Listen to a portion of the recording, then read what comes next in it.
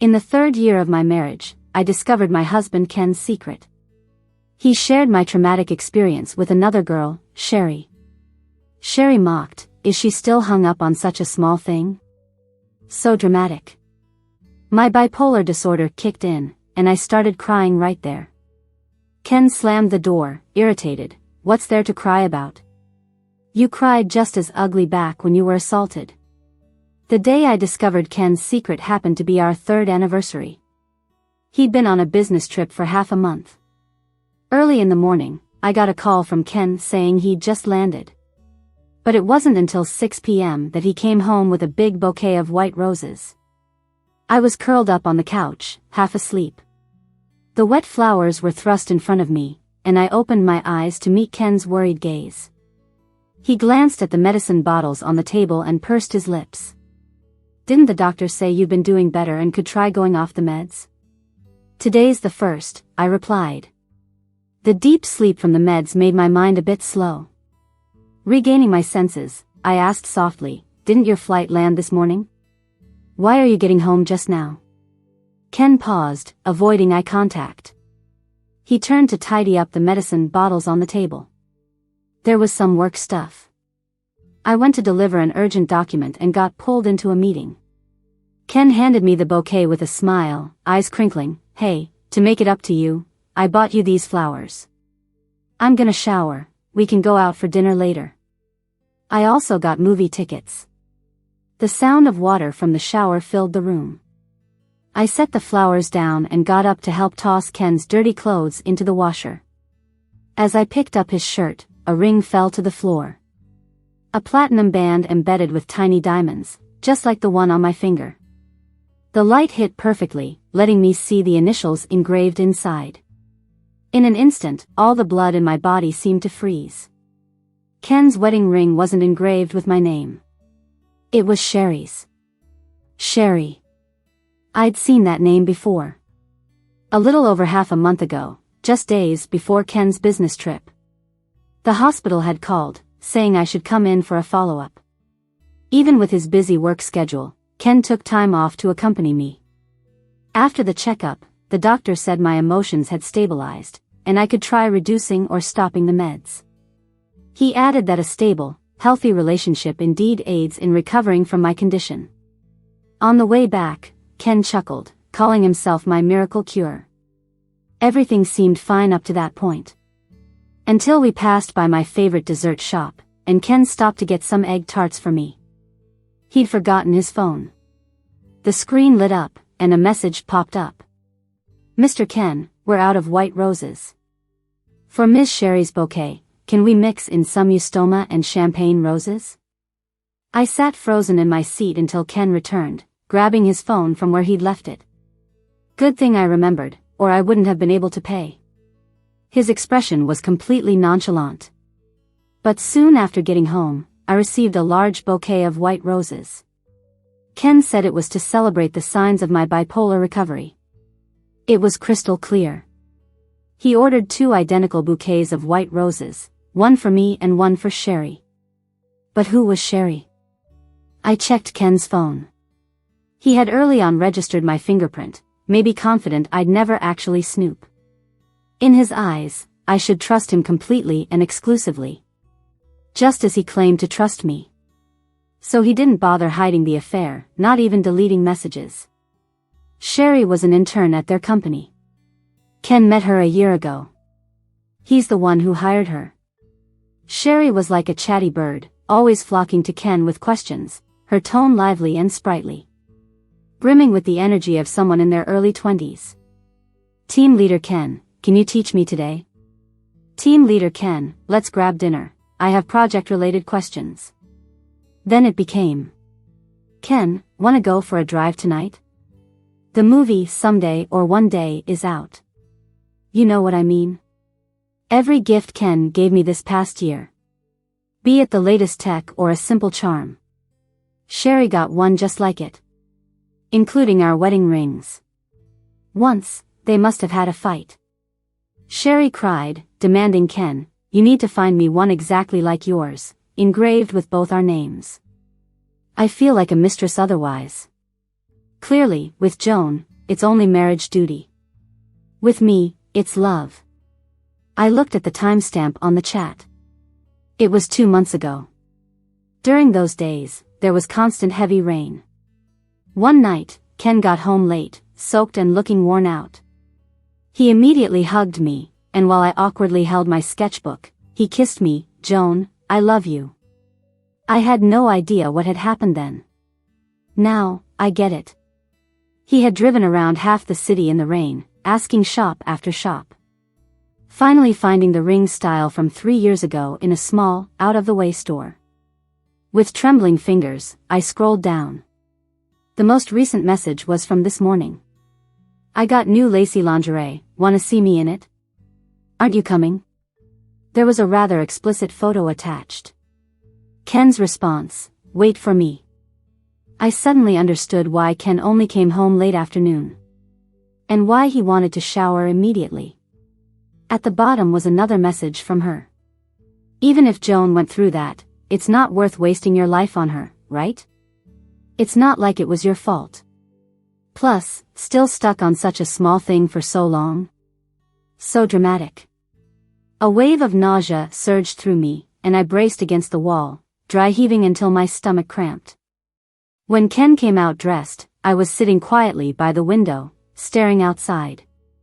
The sunset was just disappearing, leaving the last bit of bloody sky. I watched him slide the ring back on, smiling as he approached me. Emotions inside me whipped up into a storm. "I'm ready, let's go, honey." I looked at him blankly. "Who is Sherry?" Ken froze mid-step. He was so close, just a step away, but it felt like we were worlds apart. "Your wedding ring is engraved with Sherry's initials."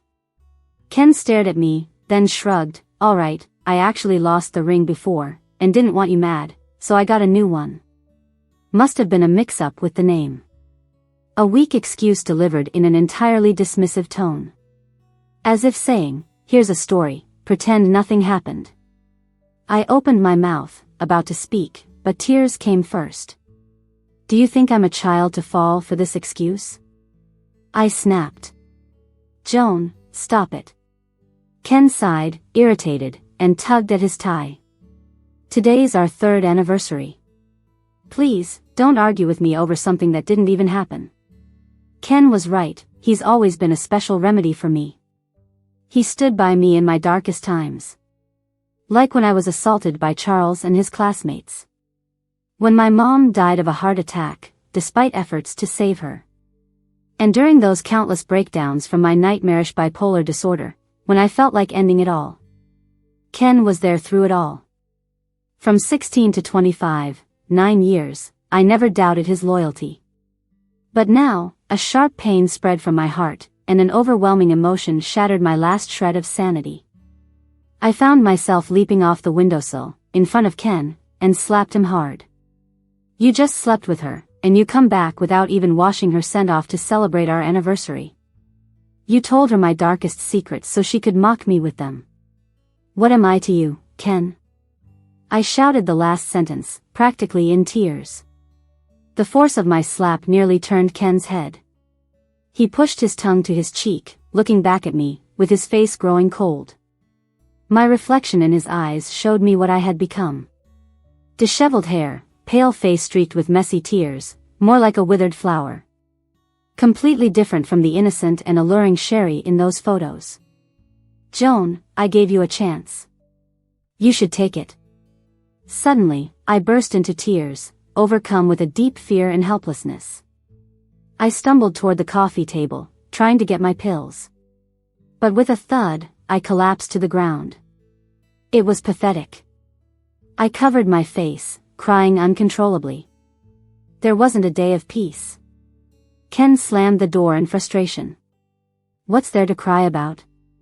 Did you cry this horribly when you were raped?"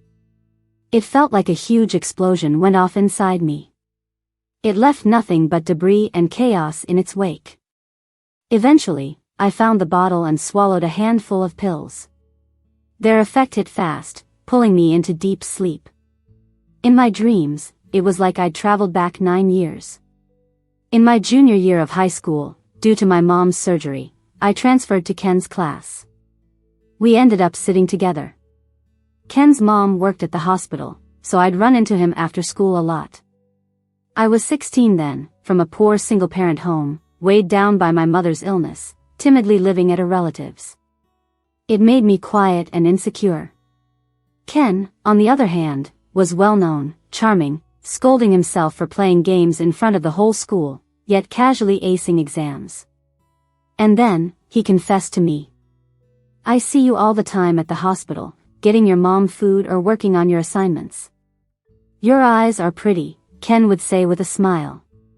He helped me blend into that new class, making friends along the way. My mom's heart surgery went well. Everything seemed to be improving. But life, like a cheesy movie, can suddenly take a nosedive. My 17th birthday was a Saturday. Ken had planned to take me for a ride along the coastal road. I wore my favorite dress, even put on some lip gloss. But stepping out, I ran into Charles and his drunk friends. "Joan, where are you headed, all dressed up?" Charles laughed lazily, pulling me back. "Let me see how you've developed." His gaze had always felt eerie, but I never thought he'd act on it.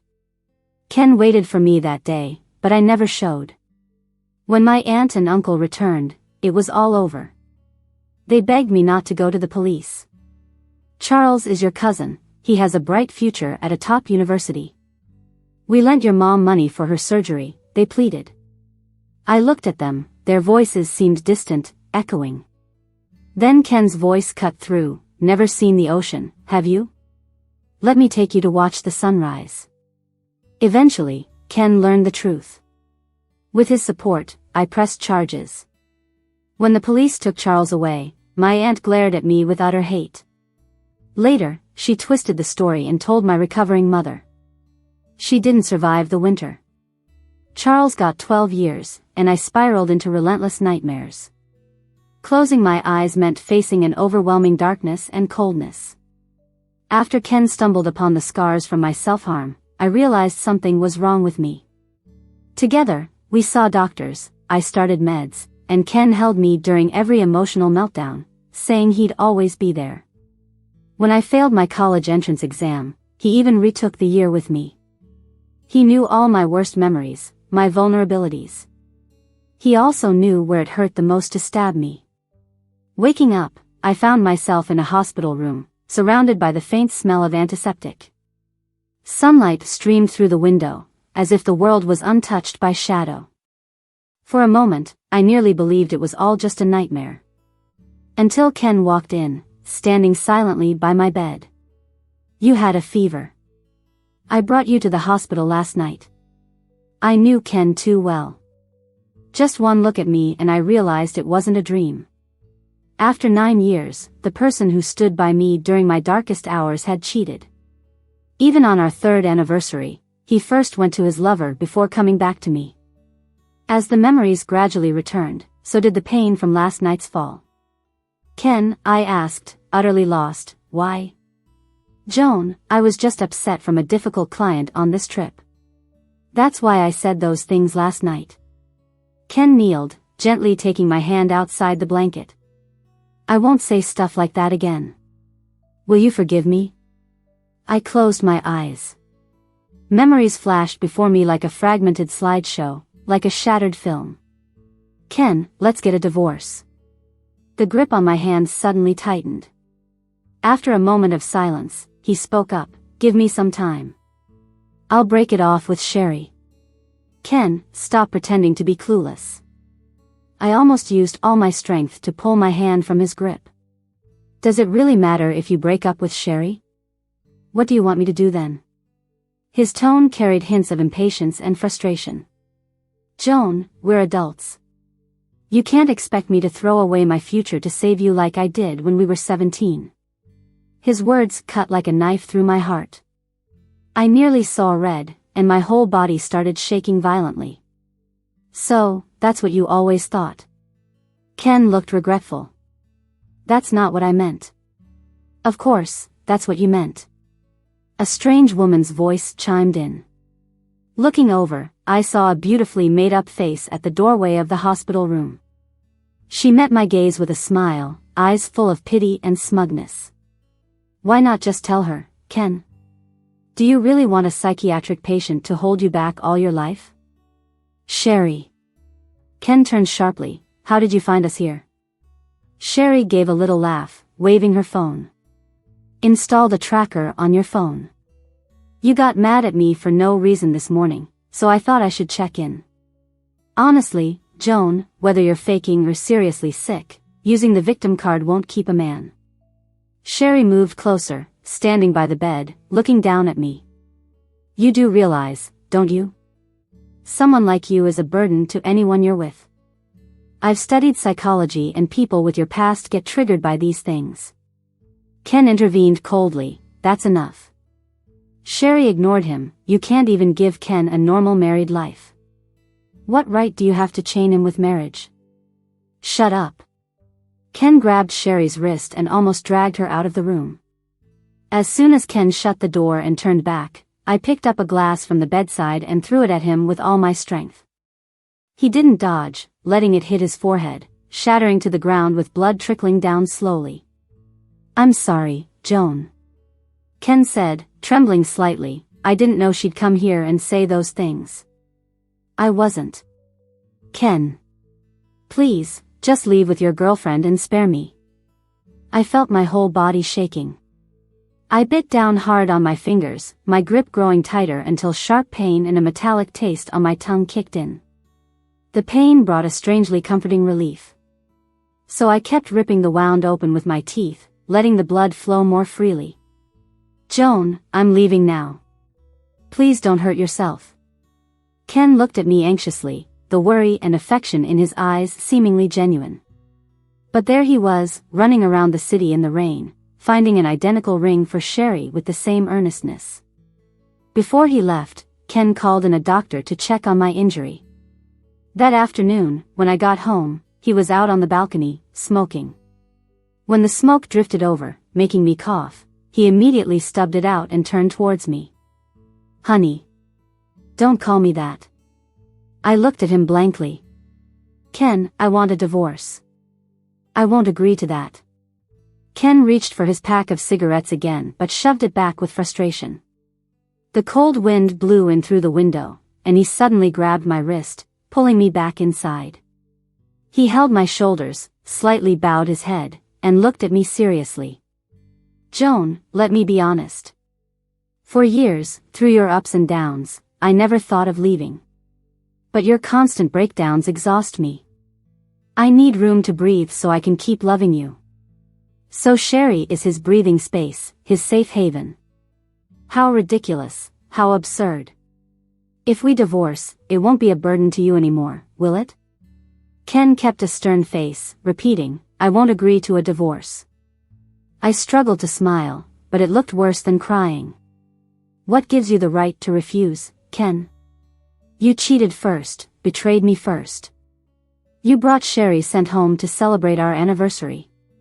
How disgusting can you get? Do you have the right to call me dirty? As those words burst out of my mouth, regret immediately washed over his face. That's not what I meant. I stared at him blankly. The words rearranged themselves in my head, exposing a plain truth beneath. All along, Ken despised me. Despised what I'd been through, something that wasn't even my fault. Ken moved out.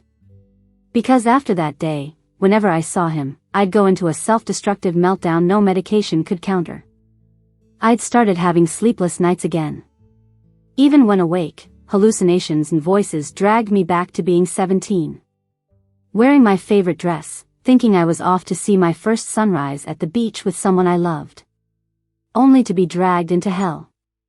Normal joy was now impossible. The smell of alcohol sent me into panic.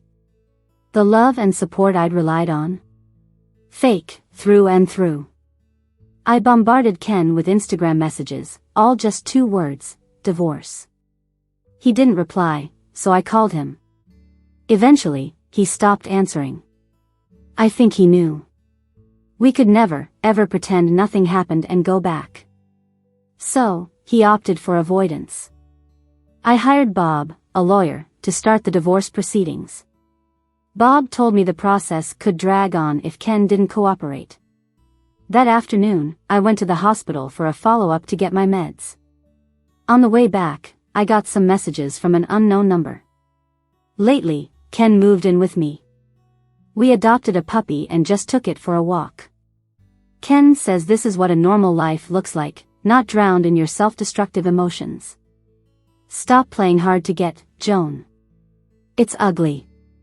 If you were truly serious about divorce, you could find 100 ways to make it happen, just like you used to emotionally blackmail Ken into staying.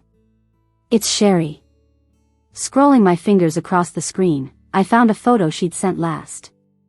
2 new wedding bands, different designs with her and Ken's names engraved. She knew what would push my buttons best. An overwhelming tidal wave of suffocating emotion engulfed me. I bit down on my lip, trying to ease my anxiety with pain. I didn't notice someone was quietly coming up behind me. The area near my apartment was under construction for a new subway line. It was surrounded by large stretches of metal fencing for the work zone. Just as I put my phone back in my pocket, I felt a hand grab me from behind and pull me into the construction site with a force. Joan, long time no see. In the pale moonlight, a face that's both familiar and menacing appeared. It was Charles, who had been in prison for rape. Now, he had gotten out on parole. I've been waiting for you for almost a week, finally caught you. He crouched down, tapping my cheek with a fruit knife. So, where's Ken, the one who encouraged you to report me to the cops? Your mom borrowed money from my family for her surgery. Was sleeping with me such a big deal? You turned your back on me, wrecked my future. The blade pressed against my neck, leaving a mark of blood. You'll get to feel tonight what my life was like in prison, okay? Moonlight weaved through the sky. I could feel the rough sand digging into my back. My hand was still in my pocket, trembling as I pushed a button. The speed dial would call back the last person I spoke to. The last call was to Ken this morning, but he didn't pick up. Please, please help me this once. It barely rang once before the call was disconnected with a faint vibration. The sound of a belt buckle unfastening. The moonlight and night breeze were just like they were when I was 17. Eerily cold, seemingly endless. When I was really little, I had a book of Hans Christian Andersen's fairy tales. I read it over and over. My favorite was the Little Mermaid. She gave up everything, her voice and her tail, for love that was never meant to be. She ended up as sea foam. I cried when I read the ending. My mom cradled me, gently whispering, "That's not the real ending for the Little Mermaid." In the real ending, she realizes she shouldn't place all her hopes on a prince. She goes back to the sea and gets her tail again because her mom said she deserves to be saved and happy. Later on, my mom heard about what happened to me. Despite several attempts to save her, she didn't make it through that winter. The last time we met, she held my hand and said, "It wasn't your fault, Joan. Don't let this ruin you. I couldn't protect you. Don't be scared, go back to the sea. You'll regain your tail." My clothes were torn to shreds. Outside the metal fence, a large box truck rumbled past. In the fading noise, I opened my mouth and in a breaking voice said, "Mom." That seemed to catch Charles off guard for a moment. I clenched the box cutter in my pocket, swung hard, and slashed his wrist. It was the tool I'd been using to self-harm, to cope with my emotions. It turns out, the line between self-destruction and self-preservation is thin. Blood splattered everywhere. A few drops got in my eyes, stinging painfully. With a clang, the fruit knife fell from Charles's hand. In pain, he loosened his grip, and I kicked him with all my might. I got up, not bothering to fix my clothes, and stumbled away. Wind whistled past my ears, the moonlight growing brighter, and my phone vibrated in my pocket. Was Ken calling back, realizing something was wrong? Maybe. I only ever contacted him during the day for divorce stuff these days. But it didn't matter anymore. Emotions surged within me, then scattered like sea foam, disappearing. Not far off, 2 pedestrians stopped, stunned, seeing the blood on my face, neck, and hands. "Help me, call the cops, call an ambulance." As the ambulance siren wailed nearby, everything went dark. I woke up in the hospital. There were bandages on the slash on my neck and the other wounds on my body. As soon as I opened my eyes, I saw Ken sitting by my hospital bed, his eyes red. "Joan, I'm so sorry, so sorry." When our eyes met, Ken frantically apologized, saying he missed my call because he thought I was calling about the divorce again. He claimed he didn't realize Charles was out and would come after me immediately. "I don't want to lose you, Joan. I love you." The harsh hospital lights highlighted Ken's young, handsome face. I studied him closely like I was seeing him for the first time. "What about Sherry? Did you know, right before everything happened, Sherry texted me about the life you've been living with her. We're not even officially divorced, and you got her a new engagement ring and moved in with her. How could I believe you love me?" Ken went pale. Before he could say anything else, a nurse walked in and, seeing I was awake, quickly went to get the police. They told me Charles was caught. My knife cut deep, severing nerves in his wrist. He wouldn't regain full use of his right hand and was facing jail time again. Luckily, there was a makeshift camera set up at the construction site because materials kept getting stolen. It caught him in the act. They assured me that what I did was self-defense, and I was safe. "Don't worry, he broke the law again so soon after getting out. He'll be put away for a long time," a young female officer gently reassured me, tucking my blankets snugly around me. "Get some rest. Things will get better." That night, I lay in the hospital bed, unable to sleep. In the moonlight, shadows of the trees cast on the wall, swaying like it was 3 years ago. Back then, we were fresh out of college. Ken got into a big company with a bright future. I stayed home, drawing on my tablet every day. People gossiped, saying I was holding him back. Ken didn't care. He even proposed to me to put my mind at ease. We got our marriage certificate and had the simplest wedding. No guests, no wedding dress. Ken used what little savings he had for a set of wedding rings. Beautiful platinum bands with tiny diamonds and our initials engraved inside. "The last time we went shopping, you tried it on, and I thought you liked it," Ken said as he enveloped me, kissing my forehead, smiling. "The diamonds are small, but I promise I'll get you a bigger one someday, okay?" I shook my head, wrapping my arms around his slender waist, whispering, "It's fine." Back then, as long as I was marrying Ken, I didn't care if there was a ring or not. Because he was my only family. I was actually scared Ken would one day see me as a burden like everyone else did. So when he went to work, I stayed home, clutching my laptop and writing furiously. When my condition flared up, I'd pull strange and bold ideas from the tangled emotions in my head. Even though my life was a mess, I wrote amazing stories and even sold the rights to a few. Almost all the money I made, I handed over to Ken to manage. Ken tried to talk me into taking it easy so many times. "I never see you as a burden, Joan," he'd say. "We're lovers, a couple, we're one." I wanted to keep walking with Ken towards something brighter.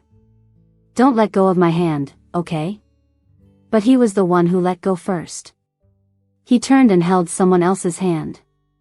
The wind sneaked in through the window cracks, rustling the leaves. I lowered my lashes, hiding the tears that suddenly fell. Maybe when he first got close to me, he was honest and true with the sincerity only youth can have. The love and redemption back then were real. Now, the shifting of emotions and heart are real too. A few days later, I got out of the hospital. Ken couldn't run from it anymore. He had to sit down and talk about divorce matters. The lawyer spread out the papers, reading the terms carefully, discussing asset division. Out of our shared property, 65% was earned by my client Joan. Ken, being the at-fault party in the marriage, should concede more in the asset division. I looked at Ken blankly. "If you have any objections, speak up quickly." Before, I was like a vine climbing on him for support. There was always that intense rescue between us, barely surviving after edge-of-the-cliff situations, and never-ending warmth and love. Speaking like this, formally, was a first for us. Stripped of love's embellishments, marriage came down to bare cash and human nature. Ken's face turned paler, his eyes showing clear pain. "Joan, I don't want to divorce." "Why?" He looked deep into my eyes. "We've been together for 9 years. 9 years. So he did remember, it was 9 years. I couldn't help but laugh until I nearly cried. So what? 9 years together, married for 3. Then you bought the same wedding ring, engraved someone else's name, and flaunted it in front of me. Was that a challenge? Or did you really think I was that stupid and slow, confident I'd never find out your secret?" Ken didn't speak right away. He pressed his brow hard, something he did when frustrated or nervous. I suddenly realized that even now, even when our marriage and love were at their end, I remembered every detail about Ken. Those were inseparable 9 years. Besides my set path of school and work, only he was left in my life. When my bipolar disorder hit, I took meds to dull my emotions. In the few perceptions and memories of the outside world I had, he filled them completely. "Joan, every time your illness flared up, I was exhausted, but I feared if I left you, you wouldn't survive alone." Ken finally spoke, hoarse voice breaking the silence. "But I get tired too, I need someone to comfort me. Sherry, she's different from you, young, lively, bold and passionate. With her, I can find peace and joy. I swear, though, I never planned to leave you." I watched as Ken laid bare his soul, his ugliness shone openly to me. In that moment, the memory of Ken in his blue and white school uniform, showing me a shining smile, became just a reflection in water, distant like a dream, shattering upon a mere touch into countless pieces. I never saw the sunrise at the beach. Couldn't keep the Ken at 17. I covered my eyes, crying as I laughed, "Forget it, Ken. Don't make any more excuses. If you're tired of this life, just tell me. No one in this world can't live without someone else, me included. It's just that you're reluctant to give up your savior image in my eyes, which made you feel bright and noble. You tried hard to maintain a facade, even you almost believed that you're this devoted person. But you're not, Ken. You're worse than those who simply fall for someone else. I've been with you so long, and Sherry truly loves you too. But what am I to you, or her?" The proud noble mask Ken wore was stripped piece by piece. Ken sat there defeated, looking at me, lips utterly bloodless. Finally, he spoke, each word heavy. "All right, I'll agree to the divorce. Joan, I'll leave everything to you." A month later, we finalized the divorce. Ken left all our marital property to me, including the savings, the house we bought, and the car that had picked me up countless times. He only took one thing, our set of wedding rings engraved with our names, which I'd thrown into the trash, but Ken rescued, clutching it like a treasure. The day Ken moved out was Christmas Eve. Wrapped in a blanket, I sat on the window seat, staring blankly at the fireworks exploding outside. I thought about so much, but also nothing at all. When I was really young, my parents divorced. My mom was often sick and went to the hospital, and I always went with her. The cool breeze of small clinics and the faint scent of disinfectant in hospital corridors were some of the strongest memories of my childhood. Back then, my mom's biggest wish for me was good health. "Medicine is bitter, I hope you, Joan, grow up healthy and safe." But I'd been useless, ill these years, never living up to her hope of being healthy and cheerful. Later, I thought back countless times to that nightmare evening. Should I not have worn that dress, not put on lip gloss? Should I have hidden in the small room when Charles stumbled and drunk? Should I have struggled more when they dragged me into the bedroom? Should I have shouted for help louder, sooner? Maybe, when I sensed Charles's gaze lingering on me, I should have been more vigilant, given him a warning, or just moved out. But thinking through it all, every second of that day stretched infinitely, trapping me in a nightmare. Yet it actually wasn't my fault, was it? That night, I dreamed. Not of past pains, but warm springtime, sitting on a lawn with my mom. The sky was clear blue, no clouds, with a few kites flying high. "Joan," my mom said, "you've taken the first step, the bravest one. All right, let's just be brave and move on." When spring came, Sherry frantically showed up looking for me. I wasn't really surprised. I kind of saw this coming when I printed out those texts and photos she sent me and mailed them to their company. Their company was in a critical stage of financing and going public. They couldn't afford any scandal. Ken, being a key project member, couldn't be reassigned for now. But it was easy to let go of someone less important like Sherry. Plus, I sent the same stuff to her parents. Her dad, who already had high blood pressure, ended up hospitalized from the shock. And her mom, a high school teacher, had the story spread among her students, so the school temporarily suspended her. "If you've got beef, take it up with me." Sherry's eyes were red, but she still held her head high. "Please don't involve my parents, they're old and can't handle the stress." I calmly smiled. "Sherry, isn't it a bit melodramatic to come all this way for something so trivial?" She glared at me and finally said, "Ken will marry me." "You've lost to me, Joan. Sadly for you, your fiancé chose to leave with nothing but the shirt on his back when we divorced." I kept my tone steady. "So, Sherry, you probably won't be seeing any roses or gifts anytime soon. Better find a new job to help with the bills." "Oh, right, any decent company would do a background check, wouldn't they? If they find out Sherry got fired for poor behavior, do you think they'll hire you? Or maybe someone with ulterior motives will give you a chance." "Joan." She screeched and lunged at me, her hand raised to hit me, but I caught it. I twisted her wrist and slapped her hard. "Sherry, the person you should be dealing with is Ken." That afternoon, I saw Ken standing downstairs when I left the building. He was smoking, leaning against the streetlight, staring at me. It had been 2 months since I last saw him. His hair had grown longer, and he'd lost weight. His already sharp features looked even more chiseled. His eyes were slightly red as he looked at me. "Joan, my mom called the other day, asking me to bring you home. She said that after all these years, whatever grievances there were should be bygones. She even visited your mom in the hospital and knows you're a good person." "Ah, I remember now. Back then, Ken insisted on repeating a school year to stay with me. His mom couldn't persuade him and, in anger, threatened to cut ties with him. So Ken moved out with me to a small place near the school. After that, apart from usual tuition and living expenses, she never gave Ken another dime or contacted him. Ken never caved. We made it to where we are today, for better or worse, purely through our own decisions. Later, I went home alone to tell my mom about our divorce. She was furious and scolded me. She said, since Ken was so determined to take you away and save you, why couldn't he stick it out to the end? Ken sounded a bit lost. "Joan, we shouldn't have ended up like this." "We shouldn't have. But whose fault is it?" I ignored Ken, tossed the trash I was holding, and headed back home. On my way back, for some reason, I thought about Ken's mom.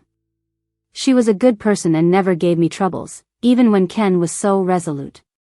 The only person she ever tried to reason with was Ken. That night, I got a call from Ken's mom. Her voice was tired and apologetic as she said she didn't raise Ken well. I slowly shook my head, realized she couldn't see that, and said, "It's all right, ma'am. Whatever happened between Ken and me is on us. We're responsible for any consequences. It has nothing to do with anyone else. You shouldn't feel guilty." Ken's mom cried on the phone. Ken started texting and calling me. He said so much, practically begging for another chance. "Joan, I still love you. I want us to start over." How can someone say that so brazenly? It was absurd. I couldn't help but laugh. "Ken, don't you know the saying, once a cheater, always a cheater? From the outside, it always looked like you gave more and I got a free ride. But no one can be selflessly giving forever.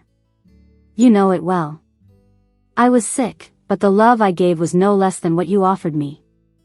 All those times you came home, venting about work troubles and difficult bosses, I might not have said anything comforting, but I did hold you tight. You said you wanted to quit, and I said, okay, I have writing fees to support you. We were equals. You saving me once didn't make me forever beneath you. What I truly loved and thanked was the 17-year-old Ken. He was passionate and loved me wholeheartedly. Not the 26-year-old you who only gave half your warmth but wanted all my heart. Ken, we can never, ever go back. After that day, Ken stopped reaching out. And the next time I heard about him was through the news. Sherry was pregnant with his child, but Ken refused to marry her no matter what. During an argument, Sherry was pushed by Ken, fell down the stairs. She lost the baby, had a hysterectomy, and could never have children again. There was a medical report. Sherry's parents sued Ken, and he faced legal trouble. That passionate love, with racing through town in a storm for a ring, it turned out to be a lie. After tearing each other apart, there was nothing left but a mess. Ugly. I bought a bunch of champagne roses and went to visit Sherry in the hospital. She was frail, like a wilted flower in a hospital gown. She looked at me, her lips pale from blood loss, with dull eyes. I placed the flowers by her bedside, looked at her, and softly said, "It's just a little setback. You'll get past it. Don't dwell on it." Sherry looked at me, emotions swirling in her eyes. Maybe regret. Maybe disgust. Definitely hate. I was too tired to sort it out. On the way back, the sun was setting. I sat in the car and looked down at my phone. A reader messaged, asking what story I'd write next. I lowered my gaze and smiled a bit. Self-rescue. Even if you're climbing out of a deep pit on your own, you can still catch the sunrise tomorrow.